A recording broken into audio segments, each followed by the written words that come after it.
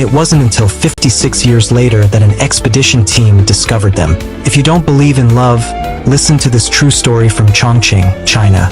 The boy's name was Jiang, and the girl's name was Qing. In the 1960s, Jiang was only 6 years old. At that time, there was a village custom, a traditional folk belief. When a child lost a baby tooth, if a newlywed bride touched the child's gums, the new tooth would grow back quickly. One day, on his way home from school with a few other boys, Jiang saw villagers gathered around a lively wedding procession. Suddenly, he ran to the front and spread his arms to block the bridal sedan chair. The lead porter asked, "What are you doing?" Blushing, Jiang replied, "I want the bride to touch me." Everyone around burst into laughter. Someone teased, "How old are you? And you already want a woman?" Jiang shouted loudly, "I want the bride to touch my teeth." Hearing this, the girl inside the sedan lifted the curtain, stretched out her hand, and with a gentle smile touched the boy's gums. From that moment, Qing's beautiful face was deeply imprinted. "I want the bride to touch my teeth." Hearing this, the girl inside the sand lifted the curtain, stretched out her hand, and with a gentle smile touched the boy's gums. From that moment, Qing's beautiful face was deeply imprinted.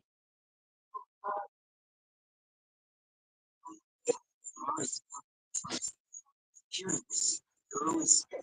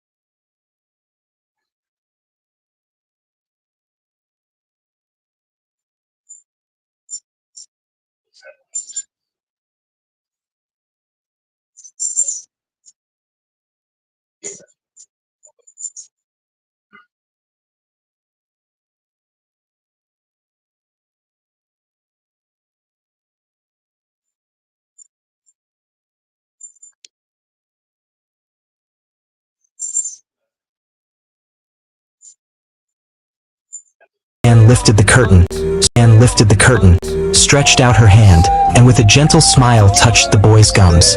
From that moment, Qing's beautiful face was deeply imprinted in the boy's heart. She was only 16 at the time, but in reality, Qing's life after marriage was far from happy.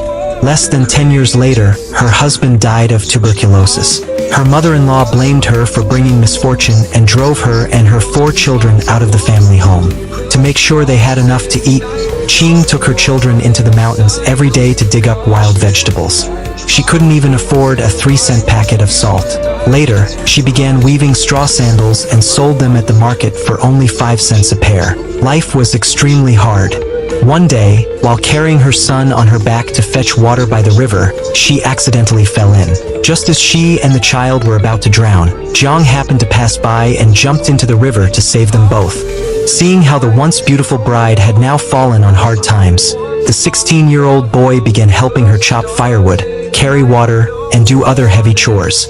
After 3 years together, 19-year-old Jiang finally gathered the courage to confess to 29-year-old Qing, saying that he would never marry anyone but her.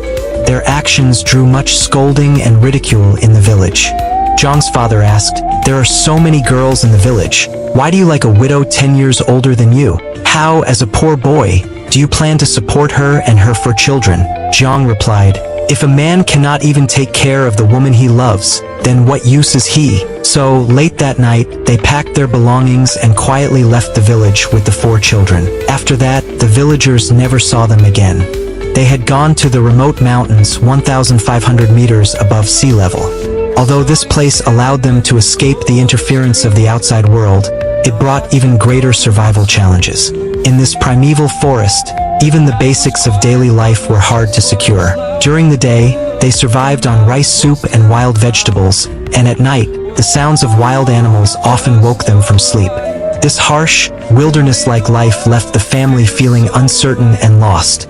Yet their love gave them the strength to endure every hardship. Together, they built 3 mud houses halfway up the mountain. They cleared land to grow vegetables and fruits, and earned some income by keeping bees. Finally, they created a home of their own in the forest. Later, the couple had 4 more children. Surprisingly, Jiang delivered all for himself, though tragically, one of the children died young. The 9 of them lived in the forest, poor but free and happy. Occasionally, Jiang would go down to the market to sell honey and buy some daily necessities to bring back home. No matter how far the journey, he always hurried back, worried that his wife might be frightened alone in the dark, empty mountains. A few years later, Qing wanted to visit her family, so she went down the mountain with Jiang. During the steep descent, she fell and was badly injured. Jiang felt deeply guilty. He realized that their family could not remain isolated from the world forever. Determined to ensure his wife's safety, he decided to carve a path down the cliffs and steep slopes with his own hands. From that day on, no matter if it was windy or rainy, once he finished his own work, Jiang would take his shovel, hammer, and a few boiled potatoes and begin the grueling work of carving the mountain. When he was hungry, he ate the potatoes to fill his stomach. When he was thirsty, he drank a few sips of mountain spring water. On the steep, rugged cliffs, he could sometimes carve only a single step in a whole day. Even in today's highly mechanized world, digging a road on a mountain is not easy, let alone doing it entirely by hand. Jiang himself did not know if he would manage to complete a mountain path before he died. Years passed, the black-haired boy of the past had become an old man with white hair. The only thing that never changed was that every day he carried his tools to work on the cliffs. In spring, rain often made him slip and injure himself. In summer, his clothes were soaked with sweat. In winter, his hands would freeze so badly he could barely grip the hammer, yet he would warm them with his breath and continue chiseling.